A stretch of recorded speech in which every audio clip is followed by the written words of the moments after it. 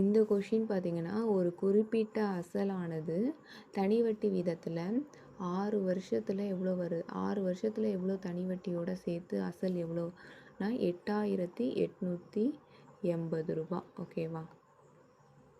Next 4 இயரில் 4 இயரில் எவ்வளோ வரும்னு பார்த்தோம்னா 7920 ரூபா. ஓகேவா. ஸோ இது ரெண்டுத்தையும் நான் மைனஸ் பண்ணேன்னா எனக்கு 960 ரூபா. அப்போ இந்த 2 வருஷ கேப்பில் வந்து எனக்கு எவ்வளோ தனி வட்டி வருதுன்னா 960 ரூபா. ஓகேவா. ஸோ இப்போ 1 இயருக்கு நம்ம பார்த்தோம்னா டிவைடட் பை 2 போட்டோம்னா 480 ரூபா. ஓகேவா.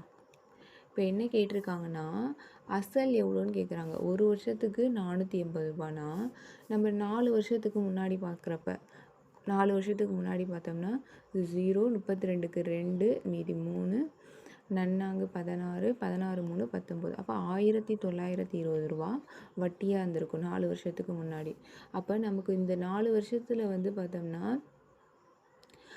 இப்போ நம்ம 7920 ரூபாயில் இருந்து இந்த 1920 ரூபாயை நம்ம கழிச்சோம்னா எனக்கான பிரின்சிபல் கிடச்சிருமில்ல 6000 ரூபா.